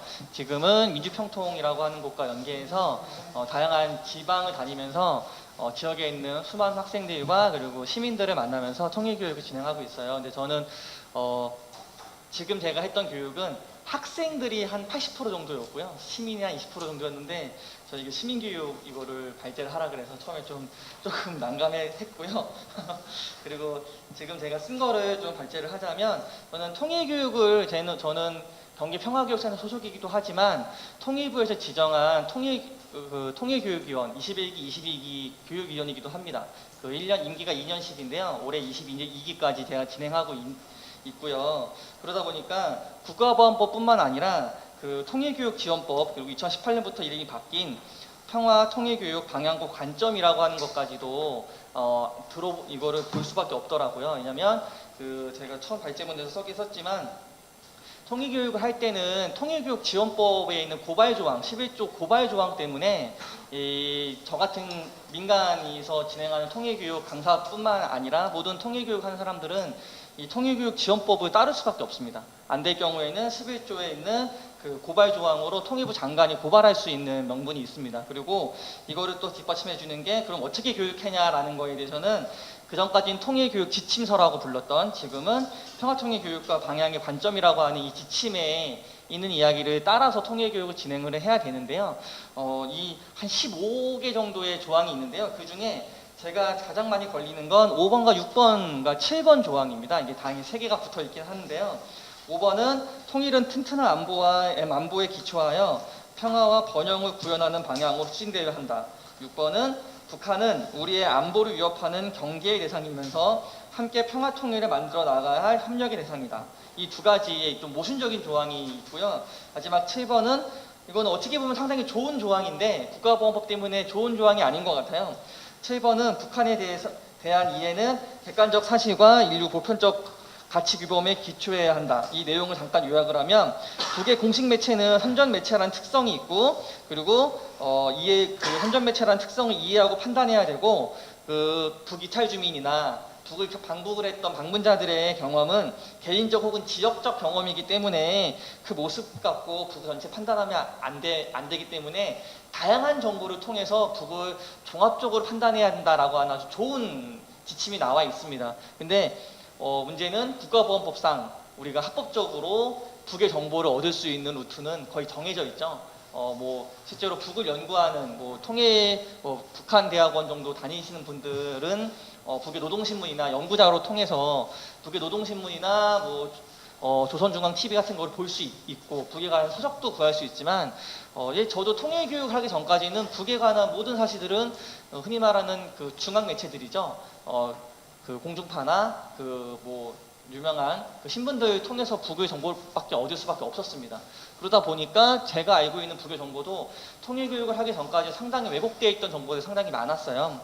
그래서 7번이 제대로 되기 위해서는 북에 대한 정보를 우리가 종합적으로 얻어야 되는데 과연 이 상황 속에서 북에 대한 종합적인 정보를 얻을 수 있나 저는 거의 없다고 봅니다. 관심이 정말 많고 그에 관한 책들을 정말 많이 뒤져봐야지만 알 수 있는 거지 보통은 잘 모른다는 게 제가 만났던 시민들의 이야기고요. 그래서 저는 국가보안법이 먼저 철폐가 되고 그에 따라서 통일교육지원법 그리고 평화통일교육 방향 관점도 함께 개정이 돼야지만 진정한 통일교육을 할 수 있을 거라고 생각이 들어요. 그래서 두 번째 이야기는 저는 그 전까지 민주평통이라는 곳을 알기 전까지는 제가 진행했던 통일교육은 시민단체 회원분들 대상으로 많이 진행했어요. 그러다 보니까 제가 우선 일반인이라는 규정을 좀 했는데 이 규정을 좀 다시 정확하게 좀 하자면 그 시민단체에 속해 있지 않거나 그래서 북에 대해서 다양한 이야기를 못 들어본 사람들을 저는 이 발제문에서는 제가 일반인이라고 지칭을 했거든요. 일반 시민이라고 지칭을 했는데 2018년부터 그런 분들을 좀 많이 만나게 됐어요. 북에 대해서 흔한 말로는 편견이 가득하신 편견만 있는 분들 북에 대해 새로운 정보를 못 들어준 분들을 만나서 이분들에게 통일교육을 어떻게 할까 고민 끝에 평화공감 토크 콘서트 통일 톡투유라는 프로그램을 만들어서 진행하고 있습니다. 이 프로그램은 옛날에 그 JTBC에서 김재동이 진행했던 톡투유라는 프로그램이 있어요. 그거를 그대로 제가 응용을 해서 모방은 창조의 어머니라고 하잖아요. 그걸 응용해서 만든 프로그램이고요. 아무리 강사가 혼자 계속 얘기한다라도 듣는 사람이 못 받아들이거나 너무 어려운 이야기를 하게 되면 전달력이 떨어질 것 같아서 참가자들에게 스케치북을 다 나눠주고요. 똑같이 프로그램을 똑같이 진행하는 거예요. 그래서 저희가 통일이나 북에 대한 질문들을 띄우면 그걸 자유롭게 적고 그거를 들고 사회자가 놀아내면서 왜 이렇게 적었는지 물어보면서 서로 대화를 하는 토크 콘서트를 한번 만들어 봤습니다. 왜냐하면 기존의 토크 콘서트도 어떻게 보면 패널 한 3명, 4명 앉아가지고 자기끼리 얘기가 끝나는 경우가 많았잖아요. 그게 좀 안타까워서 그런 식의 행사를 전국으로 하면서 많이 진행했었는데요. 거기에 참여하신 분들은 북을 아예 관심이 없거나 아니면 좀 싫어하거나 이런 분들이 많이 참여를 해주셨어요. 이게 다행인지 잘 모르겠지만 그 속에서 만난 첫 번째 질문은 통일은 나에게 네모다라는 질문이었어요. 통일은 나에게 네모다. 통일이 나에게 어떻게 다가올까? 단순히 통일의 찬반을 물으면 반대랑 찬성이 거의 반반씩 나와요. 하지만 통일은 나에게 네모다. 나에게 무엇일까라는 질문을 던졌을 때는 생각보다 긍정적인 얘기들이 좀 많이 나왔어요. 뭐 희망이다라고 말하는 분도 있고요. 좀 어렵지만 꼭 해결해야 될 문제다. 통일은 통일은 어렵지만 가야 될 길이다. 통일은 희망이다. 평화다라고 의외로 통일을 나의 문제랑 이야기를 했을 때는 좀 부정적인 것보다 긍정적인 애들이 많아서 저는 상당히 좀 놀랐습니다. 이건 학생들도 마찬가지고요. 성인들도 마찬가지고요. 근데 두 번째 질문은 북한하면 떠오르는 이미지는 무엇입니까? 라는 거예요. 원래는 북한이라는 표현을 쓰면 안 되는데 일반인들이 많기 때문에 일부러 그냥 그들이 편한 용어를 쓴다는 점을 좀 이해해 주시기 바라고요. 이거에 대해서는 거의 참가자들의 한 90% 정도가 다 부정적인 이야기를 써요. 뭐 가난, 독재, 뭐 김정은, 김정일, 김일성 세 명의 지도자 이야기는 꼭 나오고요. 그리고 김정은 이야기 나오면 뒤에 학생들 같은 경우는 돼지라는 말을 꼭 붙이거나 그렇게 쓰는 경우가 상당히 많습니다. 2018년 되면서는 조금 귀엽네라는 표현이 들기는 하지만 그 전까지는 상당히 부정적이었고요. 그리고 마약, 아사, 그리고 뭐 자유가 없다, 통제돼 있다, 불쌍하다 이런 글들이 상당히 많이 나와요. 키워드들이. 그리고 그거에 대해서 왜 그렇게 적었나요? 라고 물어보면 이유를 본인들이 다 말씀을 잘 해주시는데 보통은 다 그렇습니다. 그동안 내가 접했던 정보가 이런 거였다. 내가 그동안 많은 매체를 통해서 유튜브나 뭐 신문이나 TV를 통해서 접했던 모든 정보들은 북에 대해서는 맨날 북은 300만이 굶어 죽었고 자유가 없고 통제당하고 있고 항상 처벌당하고 있고 이런 것만 들었다라고 이야기를 많이 해주세요. 그리고 그중에 한 10% 정도가 가끔 긍정적인 걸 적는데 이게 긍정적인 건지 모르겠어요. 긍정적인 거가 대부분 나오는 게 백두산, 금강산, 평양냉면, 개성 이런 것들이 많이 나옵니다. 그래서 왜냐고 물어보면 백두산 우리의 땅이 우리나라 상인이니까 한번 가고 싶어요. 금강산 너무 좋은 곳이잖아요. 평양냉면 맛있잖아요. 이렇게 얘기를 해요. 그래서 이게 북한이라는 사회와 긍정적인 모습이 맞나라는 생각이 들고, 이거에 대해서 간혹 가다가 북의 어떤 학생이 그런 걸 적은 게 있어요. 북은 제가 알기로는 전통이 좀 보존이 잘 되어 있는 것 같아요. 한복도 많이 입고 다니고 이런 거 보니까요 라고 말을 했는데, 그 앞에 단서를 좀 붙이더라고요. 이렇게 말해도 되나 잘 모르겠지만 하면서 말하는 사람들도 자기 검열을 하는 걸 느꼈어요. 그런 것들이 심심찮게 많이 나오고 있습니다. 그리고 또 하나 놀라웠던 거는 이런 강의를 하고 또 그 대상을 한 번 더 만난 적이 있었어요. 보통은 일회성 강의로 끝나는데 만났을 때 제가 북에 대해서 새로운 사진들을 많이 보여줬거든요. 변하고 있는 평양의 모습들이나 이런 것들을 많이 보여줬을 때, 그 다음 주에 만났을 때 그분이 저한테 들었던 이야기를 집에 가서, 여성분이었는데 남편에게 할 때 되게 조심스럽게 얘기를 했다고 그러더라고요. 그래서 남편에게 나 이번에 교육받았는데 새로운 거 들었어 막 얘기를 하니까 남편이 그래서 자기는 북이 좋다는 거야? 라는 말에 아니 내 생각은 그게 아니야 라고 자기도 방어하는 모습을 보면서 저한테 얘기를 하더라고요. 저도 그거 깜짝 놀랐거든요. 그래서 국가보안법이라고 하는 게 말을 하는 강사뿐만 아니라 듣고 있는 참여자들뿐만도 자기 검열을 하면서 듣는구나라는 생각이 좀 들었어요. 그래서 또 하나의 예는 그 퀴즈 대회를 한번 진행한 적이 있습니다. 며칠 전인데요. 몇 달 전인데 퀴즈 대회를 진행을 하면서 퀴즈 문제 중에 하나가 국가보안법이라는 문제였어요. 그래서 국가보안법 문제를 하고, 이제 최근에 국가보안법이 아직도 존재를 하고 그걸로 인해서 많은 분들이 지금도 구속되고 처벌받고 있다라는 거 이야기를 하고, 특히 7조 고무찬양이라고 하는 거는 지금 말하고 있는 저도 잘못하면 고무찬양으로 들어갈 수 있습니다 라는 얘기를 하니까 듣던 한 분이 손을 들고 이러더라고요. 강사님, 이거를 듣고 있는 저는 어떻게 되는 건가요? 라고 물어보시는 거예요. 그래서 이분에게 어떻게 말을 할까 하다가 그러면 만약에 그런 얘기가 나오면 통일교육 한다고 신청했는데 저 강사가 저런 얘기하는지 나는 몰랐고 저 강사의 주장에 나는 동의할 수 없다라고 말씀하시면 될 것 같아요 라고 제가 친절하게 가이드까지 해드렸거든요. 네, 그래서 그런 경험을 많진 않지만 몇 번 하면서 말하는 저도 상당히 조심스럽거든요. 근데 듣는 분도 자유롭지 않다라는 거를 새삼 느끼게 됐어요. 제가 만난 많은 분들은 국가보안법이 들어본 봤지 그걸로 구속되거나 이런 얘기를 들어본 적이 없는 분들이거든요. 그리고 그런 법이 있어요? 라고 물어보신 분들이 계시고요. 그런 게 있고요. 마지막 세 번째는 제가 2012년에 처음으로 통일교육 시작할 때는 경기평화교육센터가 아니라 6.15 공동선언 실천 남치기위원회 경기본부라는 이름으로 학교에 들어갔습니다. 그러니까 2012년 아시죠? 어떤 시대였는지. 학교에 들어가면 그 교장 선생님이 먼저 불러요. 최소 학교에 30분은 먼저 가야 됩니다. 네, 30분은 먼저 가서 교장실에 가서 교장실에서 면담을 진행을 해야 돼요. 이름이 니네 이 단체가 어떤 교육을 하는 곳이냐, 혹시 사상교육 하는 거 아니냐, 혹시 편향된 교육을 하는 거 아니냐라는 이야기를 많이 듣고요. 심지어는 저는 아니지만 저희 교육위원분들 중에 한 분은 교장 선생님이 1시간을 먼저 불렀어요. 점심시간에 먼저 불러서 내 앞에서 오늘 수업하고 그대로 한번 그대로 한번 해보세요. 그래서 문제 없으면 수업에 들어가게 해드리겠습니다 라고 해서 그 앞에서 그대로 시연을 하고 통과돼서 수업에 들어가시는 분도 계시는 거예요. 그만큼 저희는 학교 들어갈 때 상당히 조심스러웠고요. 그래서 지금도 저희는 학교 교육에서 쓰는 신문기사나 증거자료를 쓸 때는 보수신문을 안 쓸 수가 없어요. 흔한 말로는 그 한겨레 경향신문만 쓰게 되면 학교에서 조금 안 좋게 보는 시각이 있거든요. 저기는 진보 매체니까, 흔한 말로 좌익 쪽의 매체니까 저런 얘기 하는 거겠지라는 얘기를 많이 들어서 일부러 좀 보기 싫지만 열심히 자료를 검색을 하고, 제가 요즘 많이 유명하는 그 보수신문 대표적인 하는 그 GS신문을 지금도 하루에도 몇 번씩 들어가요. 거기에 그 10년 동안 통일교육을 준비하면서 우스갯소리로 그 신문의 그 애독자가 됐습니다.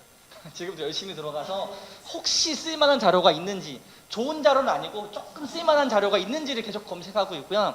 지금도 많이 쓰는 건 2014년에 특집 기사였던 통일은 대박이다라는 기획 기사가 있어요. 그 기사가 지금도 자주 쓰고 있긴 하는데요.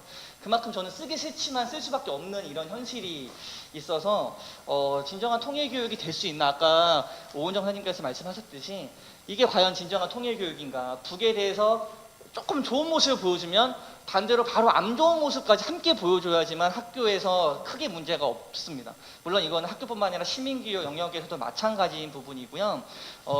북에 대해서 좋은 점뿐만 아니라 나쁜 점까지 같이 얘기를 해야지만 하는 이런 현실이 좀 있어요. 그래서 저는 통일교육이 제대로 되기 위해서는 북의 다양한 모습을 아까 그 통일교육 지침이라고 하는 곳에 나온 7조 북을 단편적으로 보지 말고 종합적으로 봐야라는 그게 제기로 되기 위해서는 국가보안법은 당연히 사라져야 되고요.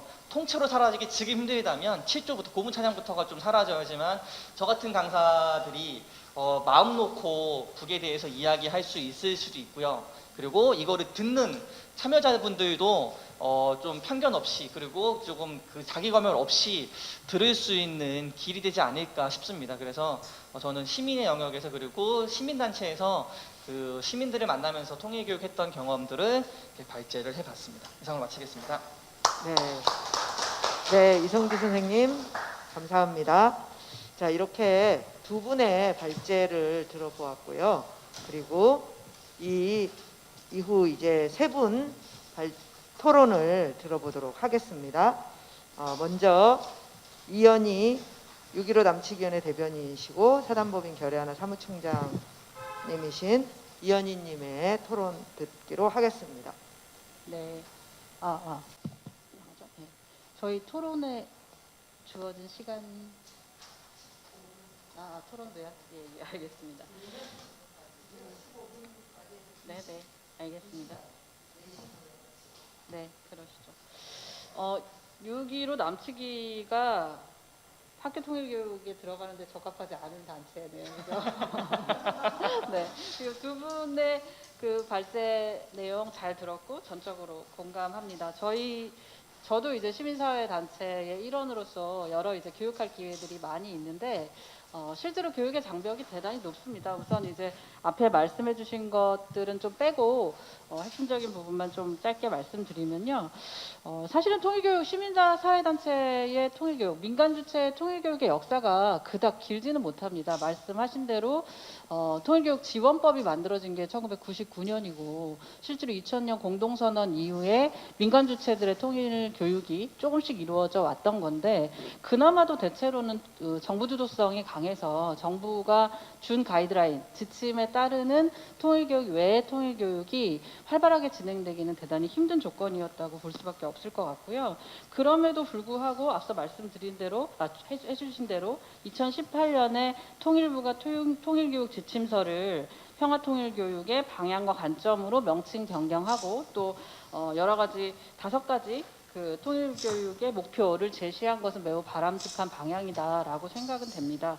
그리고 무엇보다 이제 시민사회 단체들의 여러 노력으로 통일교육의 목표에 평화의식 함양 그리고 민주시민의식의 고양 이런 내용들이 들어간 것도 학교 현장에서 이제 그 평화교육과 민주시민교육이 진행될 수 있는 환경을 마련했다는 점에서 의미가 크다고 생각이 되는데 물론 이제 갈등 해결 교육이라든가 민주시민교육의 일반이 학교 통일교육에 적용되어질 수 있는 환경이 된 것은 매우 바람직하지만 여전히 북에 대한 문제, 앞서 말씀해 주신 대로 북에 대한 문제는 해결되지 못하고 그대로 남아 있습니다. 그래서 균형 있는 북한간이라는 좋은 말이 명시되어 있긴 하지만 사실은 이것은 그냥 제가 볼 때는 현행 국가보안법 하에서는 사실상 불가능한 거죠. 정보가 제한되어 있고 말씀하신 대로 좋은 말은 할 수 없고 이런 상황이기 때문에 그 자체는 의미가 있지만 사실 방향성만 제시된 것에 불과하지 않나 이렇게 생각합니다. 무엇보다 큰 틀에서는 여전히 북은 경계의 대상이거나 적이고 화해협력의 대상이지만 그 인식의 모순이 교육화에서 발생될 수밖에 없기 때문에 그 한계성은 너무 명확하지 않나 이렇게 생각하고요. 물론 이제 아직 분단 체제 하에 있기 때문에 정전 체제가 해소되지 않았기 때문에 어쩔 수 없는 한계다라고 주장할 수 있는데 문제는 저희가 지난 70여 년간 대단히 북에 대한 적대의식을 기반한 교육을 지속적으로 진행해 왔기 때문에 오히려 화해협력을 추구한다면 지금 시점에는 이런 한계들, 지금 분단체제의 한계들을 인정하더라도 북을 협력의 대상, 통일의 대상으로 인지하기 위한 교육을 훨씬 더 많이 해야 실제로 이게 짧은 기간에 혹은 장기간을 두더라도 극복될까 말까한 이런 상황인데 이 부분을 균형적으로 가져간다라는 것 자체가 사실상 지금 국가보안법 체제하에서 불가하다라는 점이 우선 전제돼야 될 것 같습니다. 다음으로는 시민사회 지금 말씀하신 것을 포함해서 평화통일교육의 제한성이 무척 많습니다. 무엇보다 학교 통일 교육은 사실 이제 공모나 위탁 같은 정부와 지자체와의 거버넌스를 통해서 이루어질 수밖에 없는데 통일교육 지원법에 고발 조항이 있습니다. 그래서 시민사회단체가 교육 잘못하면 당연히 잡혀가고요. 그리고 앞서 예를 드신 것처럼 학교 현장의 보수성이 워낙에 이제 통일 문제가 대단히 민감하기 때문에 그 학교의 성향을 떠나서 대단히 민감한 문제에 대한 보수성이 강하게 작용하기 때문에 사실은 민간 주체들이 학교 통일 교육에 참여할 수 있는 기회가 대단히 적습니다. 그리고 들어갔다고 하더라도 어려운 조건에서 이례적으로 진행할 수밖에 없는 이런 한계성이 있고요. 그러니 당연히 통일교육의 다양한 주체가 성장할 수 없는 그런 상황이 있다. 정부의 주도성, 통일교육 가이드라인이 지침이 가이드라인으로 존재하고 물적 인적 토대도 약한 시민사회가 학교 통일교육에 접근한다는 자체, 이 자체가 매우 제한성이 있는 이런 상황이라는 점과 더불어서 사실 일반 시민에 대한 그러니까 사회시민교육이죠. 시민사회교육 이런 통일교육도 마찬가지 여건에 있습니다. 사실상 매우 기울어진 운동장이라고 할 수 있는데 대체로 이제 시민사회 단체들에서 이제 그 아카데미나 캠프 같은 이런 형태의 시민교육들을 많이 진행하는데 워낙에 이제 북에 대해서 그 안 좋은 인식, 부정적인 인식이 일반화되어 있고 말씀하신 대로 이런 국가보안법 체제 하에서 형성된 사회의식으로 인해서 북에 대해서 나쁘게 말하는 것은 얼마든지 허용되지만 좋게 말하는 건 허용되지 않고 또 균형 있는 시각 그리고 편드는 것이라고 낙인되는 어떤 행위도 진행될 수 없는 이런 상황에서 시민사회단체들이 북에 대한 어떤 새로운 접근을 시도하는 제한성은 매우 클 수밖에 없습니다. 일종의 모험을 감수해야 되는 일이라고 볼 수밖에 없을 것 같은데요. 북에 관련한 정보를 취득하는 것, 연구하는 것, 해석하는 것, 선전하는 것 모든 영역은 국가보안법, 특히 7조에 위배될 수밖에 없는 이런 상황에 있고 언론 환경도 취약해서 언제든지 보수 언론에 공격이 될 수밖에 없습니다. 그래서 결국은 자체 검열을 강화하는 식으로 활동을 할 수밖에 없는 거죠. 그런 상황이다 보니 시민사회가 원래 해야 되는 고유의 기능, 즉 사실 통일 교육만 하더라도 여러 가지 쟁점을 가지고 있잖아요. 여전히 통일 문제, 역사 문제를 바라보는 데서도 그렇고 통일의 개념이라든지 또 앞으로 어떻게 통일을 해나갈 건가와 관련해서도 여러 가지 쟁점이 있는데 그런 쟁점들을 연구하고 또 내놓고 토론하고 그런 것들이 공론화돼서 제도권으로 흡수되는 이런 선순환 과정을 만들 수 있는 토대 자체가 근원적으로 차단되어 있고 그것의 문제가 국가보안법으로 발생되고 있다라는 것입니다. 당연히 이제 우리 정부의 통일 정책이 성공하기 위해서도 이 평화통일 교육과 시민사회 역량 강화가 필수적인데 그것을 위해서도 국가보안법이 폐지되지 않는 한 시민사회 통일 교육의 민간 주체들이 강화될 여건은 마련되기 힘들다라는 점 말씀드리고 싶습니다. 마지막으로 좀 추가해서 말씀드리고 싶은 거는 여전히 대북 인식이 너무나 안 좋잖아요. 그런데 저희가 이제 경험해본 바로는 당연히 이 국가보안법 체제하에서 안 좋은 인식들만 유포될 수밖에 없는 이런 상황에서 지난 2000년 공동선언 이후에 대규모적인 남북 교류 사업들이 좀 진행이 됐어요. 200만에 가까운 우리 국민이 금강산에 다녀왔고 개성공단에서의 협력이 일상화되기도 했고요. 그리고 이제 저희 단체 같은 경우에도 지난 2005년 같이 대규모적인 것은 이것이 이제 가장 큰 사례일 것 같은데 한 달 동안 총 17회에 걸쳐서 4천여 명의 우리 국민들과 함께 평양 방북 사업을 진행을 한 적이 있었어요. 그러니까 이런 경험들, 즉 물론 이제 아직까지도 당연히 평양에 간다, 북에 간다고 하면 무섭다고 생각하시는 분들 많습니다. 거기를 뭘 믿고 가냐, 어떻게 될지 알고 이렇게 생각하시는 분들도 많지만 이런 계기들을 통해서, 즉 우리가 언론을 통해서 접하는 어떤 그 정보들, 제한적인 정보들이거나 방공 안보 교육을 통해서 접했던 북이 아니라 실제 현실의 북, 내가 가서 만난 어떤 사람, 내가 가서 본 어떤 곳, 어떤 음식 이런 것들을 통해서 북을 인식하게 되는 과정이 현실의 북으로 인식을 하게 되는 과정인 거죠. 어느 것보다 가장 좋은 현장 체험의 과정이 아닐까 이렇게 생각하고, 그런 이제 체험이라든가 교육이 일상화될 때 아마도 지금 인식되어 있는 북에 대한 인식 자체도 급격하게 허물어져 갈 수 있지 않을까 이렇게 기대합니다. 실제 그런 경험들이 있고요.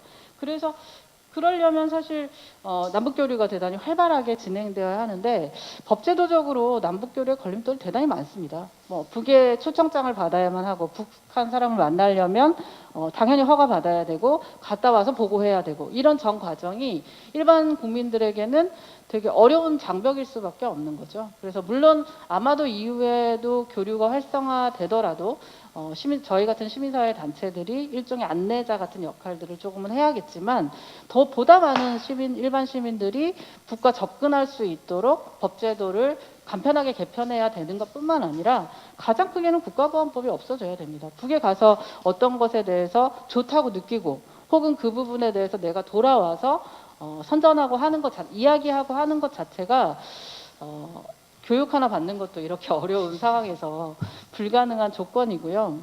뭐 아시겠지만 북에 가서 어떤 것을 그 방명록에 썼다고 해서 구속되는 이런 사태까지가 물론 좀 20년 전 과거의 일이긴 하지만 앞으로도 충분히 가능한 것은 국가보안법 때문입니다. 그래서 이후에 실제로 남북 교류 협력을 위한 국민적 인식의 변화를 이끄는 데서 국가보안법 폐지는 당연히 필수적으로 필요하지 않나 이렇게 생각합니다.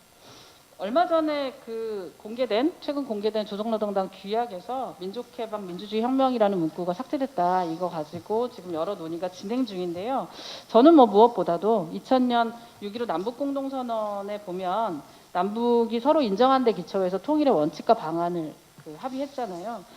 당연히 이제 북도 당규약에서 민족해방 민주주의 혁명 삭제를 했고 그러면 남측도 국가보안법 북을 반국가 단체로 규정한 국가보안법을 폐지해서 통일 그리고 화해 협력으로 나아가기 위한 기반을 마련하는 것이 당연한 과정이라고 생각하고요.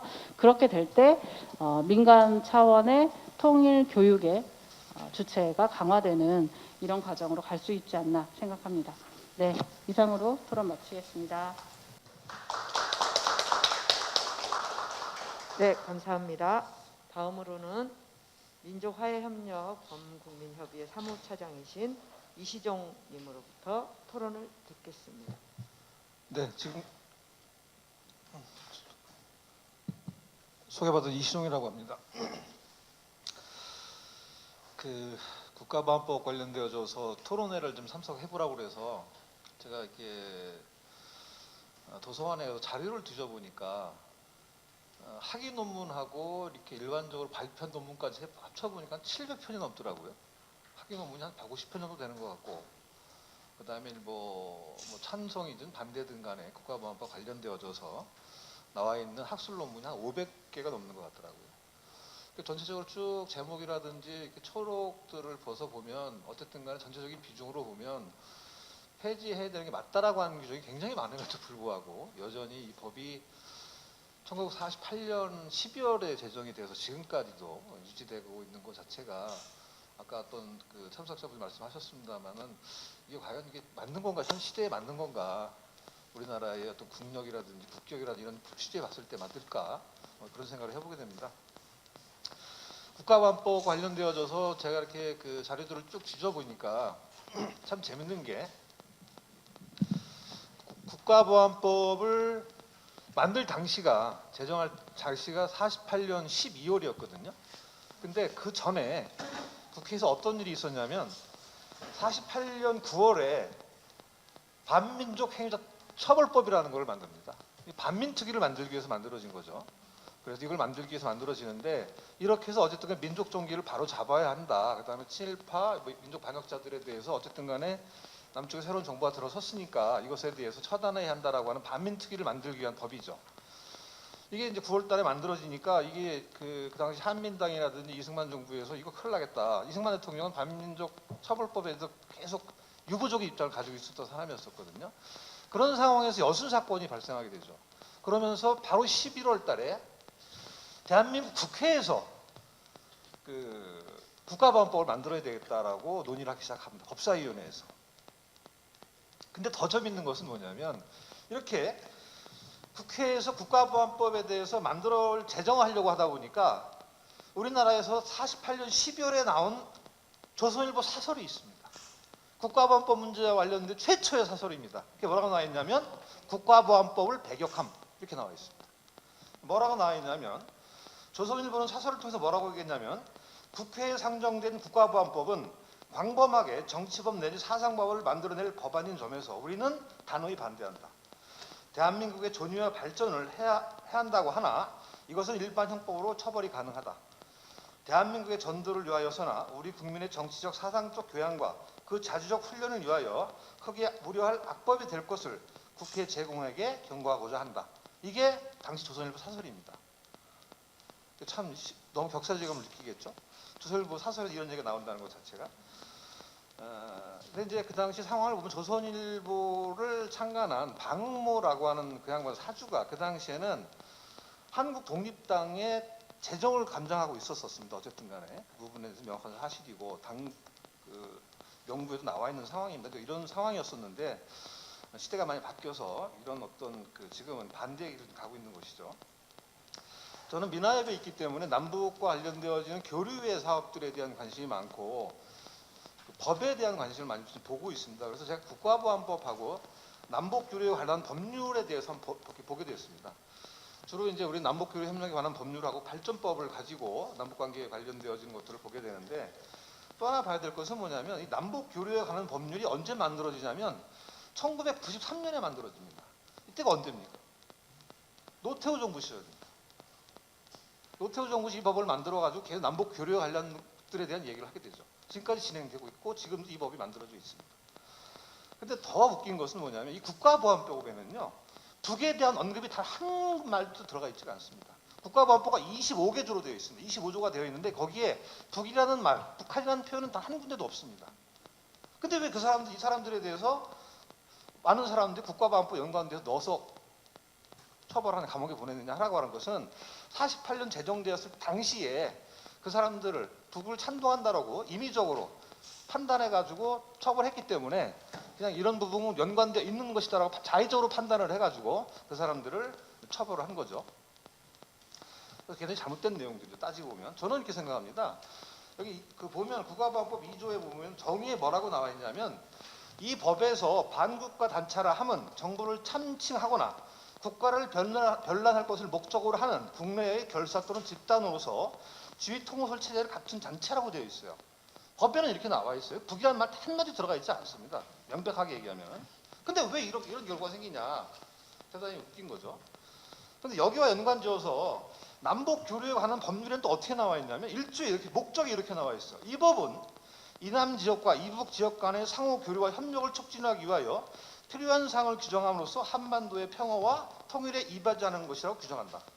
그 다음에 다른 법률과의 관계, 남한과 북한의 왕래, 접촉, 교역, 협력 사업 및 통신 역무의 제공과 남한과 북한 간의 상호 교류와 협력을 목적으로 하는 행위에 대하여 이 법률의 목적 범위에서 다른 법에 우선하여 이 법을 적용한다.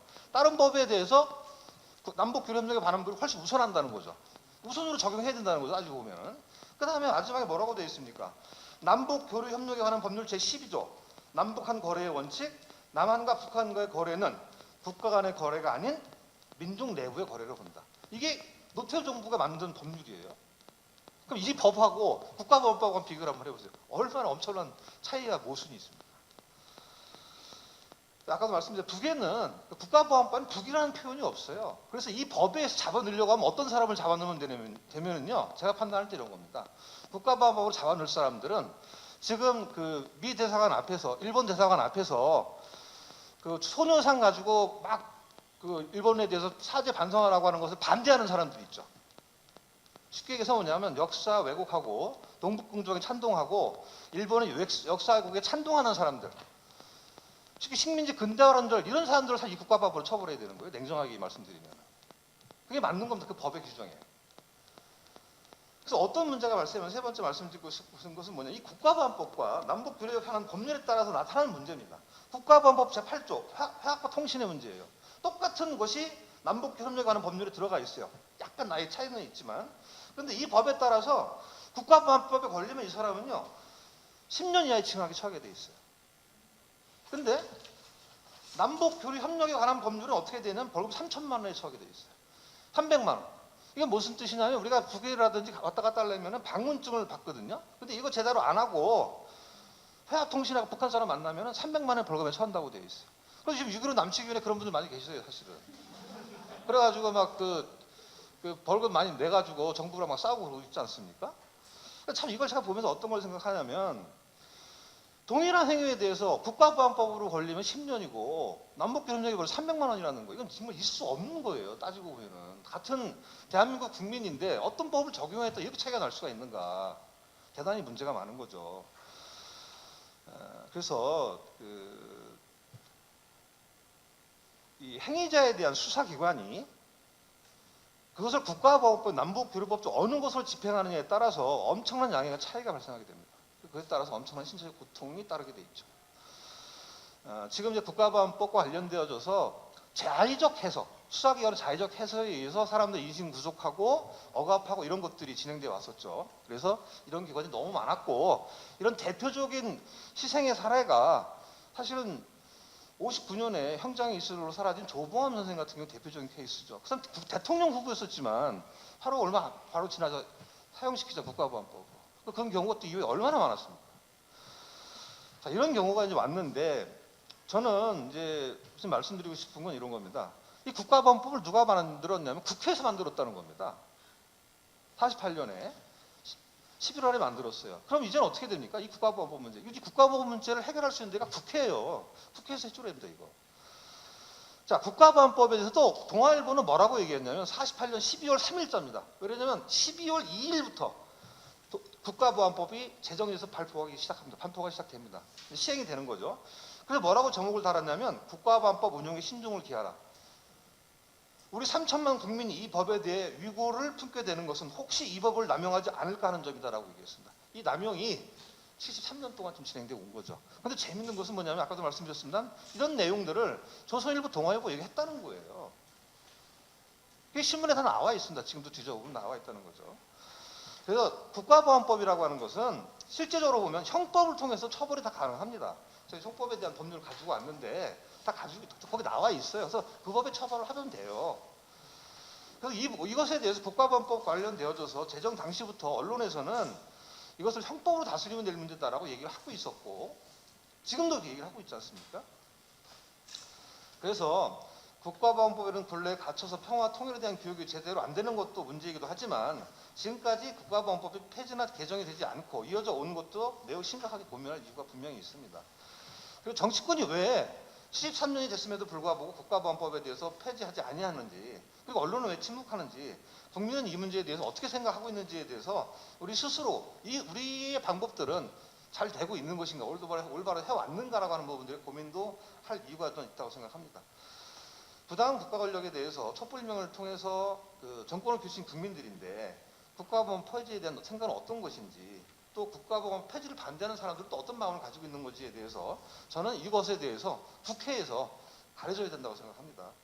현재 국가보안법과 관련되어서 민주당하고 정의당이 국회 법사위에 계류되어 있고 또 10만 명 청원 운동했죠. 그래서 그게 올라가 있습니다. 근데 얼마 전에 보니까 국가보안법 폐지를 반대하는 사람들도 청원을 했더라고요. 이런 것이 같이 올라가 있습니다. 그만큼 한국 사회는 굉장히 양당 간에 분열되어 있고 진영 간의 노력이 굉장히 강한 사회인 건 분명한 겁니다.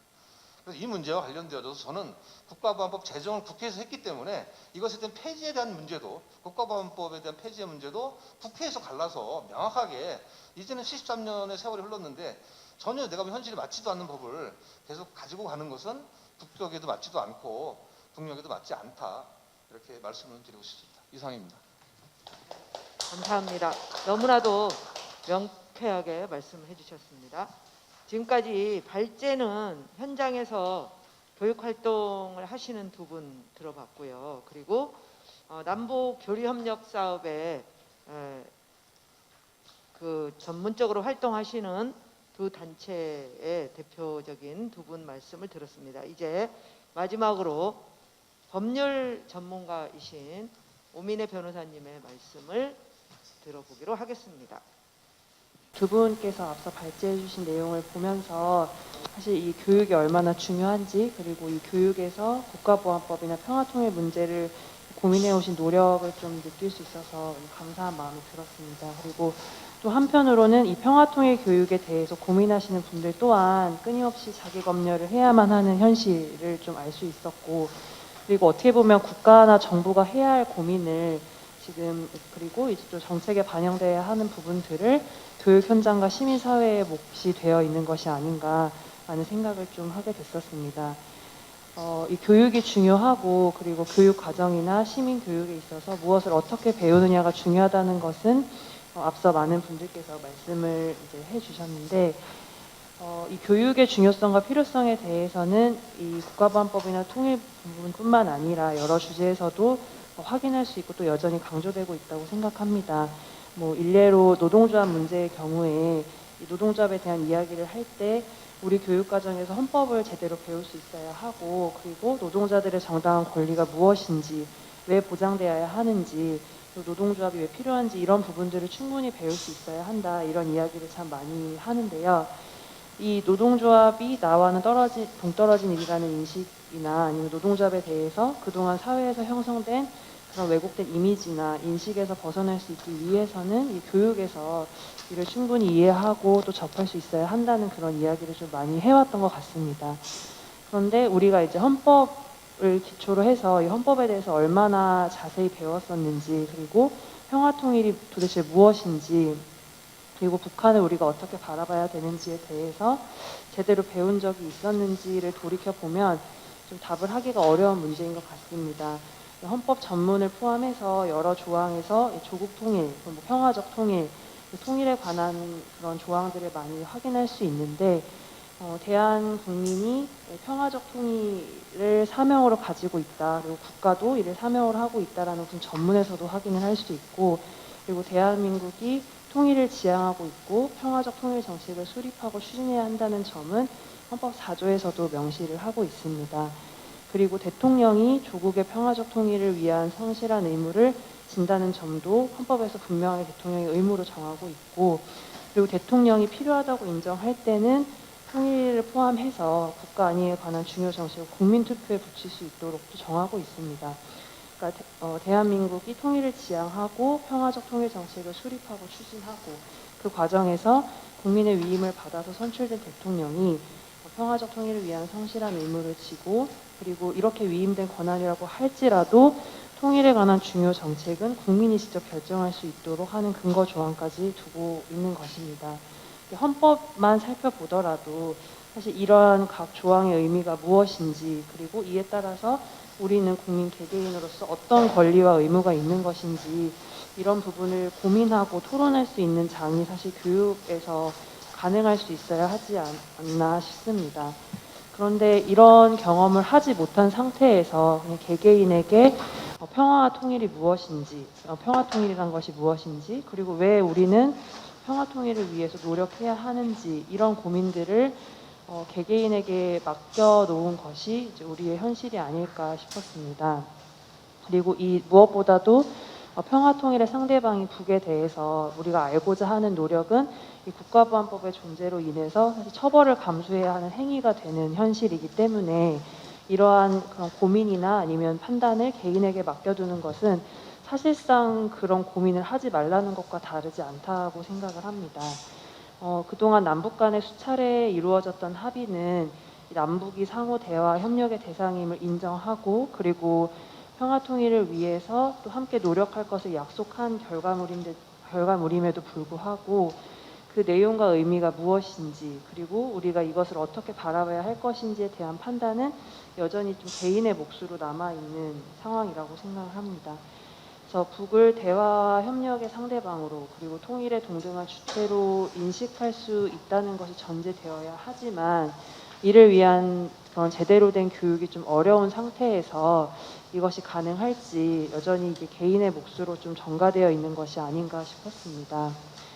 그래서 교육 과정에서 그리고 교육의 현장에서 헌법에 대한 교육 그리고 평화 통일에 관한 교육이 제대로 이루어질 수 있어야 하고 이러한 필요성에도 불구하고 국가보안법이 존재함으로써 이러한 교육을 어렵게 만들고 있다는 앞서 발제자 토론자 분들의 지적에 적극적으로 공감을 합니다. 수업 시간에 학생들에게 이야기를 하는 것이 국가보안법이 정하고 있는 사냥 고무 행위가 되어버리고 그리고 남북교류 과정에서 교육과 관련된 자료를 상호 교환하고 소지한 행위가 이적표현물 소지 행위가 되는 현실에서 온전한 평화통일 교육이 이루어질 수는 없다고 생각을 합니다. 여러 분들이 지적하셨던 것처럼 사실 형법이 제정되면서 당연히 사라졌어야 할 한시법이었던 국가보안법이 지금까지 70년 넘게 자리 잡고 있으면서 북에 대한 그런 무지와 편견에 기초한 그런 왜곡된 시선 혹은 무관심이 용인되도록 하고 그리고 자신도 모르는 사이에 자기 검열을 그냥 일상화하도록 만든 것이 아닌가 싶습니다. 이게 여러 곳에서 이제 인용을 하는 부분이긴 한데 오래 전이긴 하지만 그리고 반대 의견이긴 하지만 이미 헌법재판소에서 판단한 이 국가보안법 조항에 대한 내용을 보면 어떤 것을 우리가 평화통일이 어떻게 이루어져야 하는지 그리고 이를 위해서 어떤 노력을 해야 되는지를 좀 정확히 알 수 있는 것 같습니다. 이 1990년에 있었던 헌법재판소의 그런 결정에서 반대 의견에서 평화적 통일은 남북한이 무력을 배제하고 대등한 지에서 합의를 통해서 통일을 이루는 방법밖에 생각할 수 없다. 그리고 남북한의 주민이 서로 상대방의 실정을 정확히 알고서 형성된 여론의 바탕에서 통일 방안이 강구되어야 한다. 그리고 이러한 일은 어디까지나 북한이 불법 집단 내지는 반국가 단체로서 처벌 대상이 되지 않는다고 전제된 해서만 가능하다. 이런 점을 확인을 했었습니다. 30년 전에 있었던 판단이지만 이것이 여전히 유효한 현실이 좀 안타깝다는 생각이 드는데요.